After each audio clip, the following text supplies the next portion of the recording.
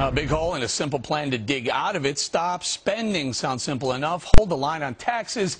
Live within your means. That's how my next guest aims to close his state's billion-dollar-plus projected budget gap. Is Washington listening, though? Tim Pawlenty is Republican governor of Minnesota. Governor, thank you for joining us. Okay, so what's so hard? Cut spending. Where are you going to cut spending, sir? Well, pretty much everywhere, Eric. We're going to try to protect, we'll protect our military and veterans programs and our core public safety services and perhaps and probably K-12 education, but everything else, most everything else is going to have to be reduced. Well, you know, a lot of people would say, does that mean teachers? Does that mean firemen, policemen, et cetera, along down the line? Is that where we're looking?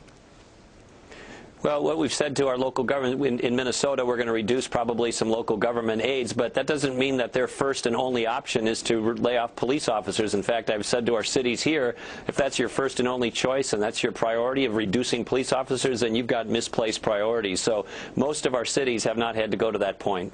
Governor, what about tapping the federal government? What about tapping the administration, saying, hey, you know, there's a $550 billion in stimulus there. We could sure use about $1 billion now, close that budget gap. You know, all that does is delay the inevitable for most states. 48 of 50 states are in the red. Only North Dakota and Montana are escaping for the moment. Just like the federal government, most states have these structural spending commitments that are not justified by the revenues. It's just like General Motors. The management and the labor ran up the costs over time to unsustainable levels. The revenues don't justify it, and the model is broken. And so the model has to be adjusted. It has to be reformed. And just sending some cash out as a Band-Aid isn't going to solve the problem. You're seeing that in California. What you're seeing in California now in New York is a preview of coming attractions for many states if they don't change their ways. Well, talk about that for 1 second, Governor. Does it make sense to give out IOUs? California said, you know, we'll pay you later. In the meantime, take this IOU. Does that work?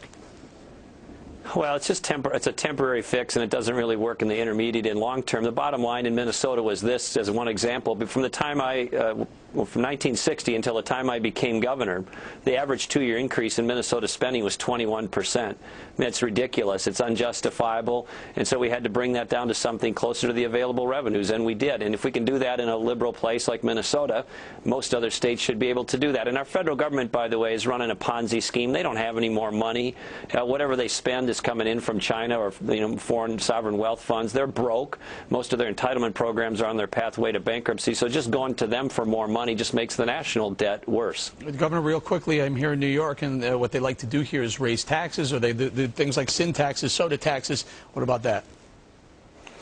Well, the answer in places like New York and Minnesota is not to raise taxes. These are already some of the highest tax states in the country. We live in a hyper-competitive global economy for jobs. We want lower taxes, not higher taxes, so that's not the answer. The answer is to tighten our belts just like everybody else, live within our means, live within the revenues we have, and quit growing government so fast. I was at a cocktail party, and someone was with you, and they said that you whispered in their ear that you're going to run for president. Is that right, sir? I think you were at the wrong cocktail party. No, I don't think I've been saying that.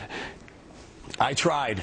All right, Governor Tim Pawlenty from Minnesota, thank you very much. Thanks for joining us. All right, Eric. All right, so much for saying.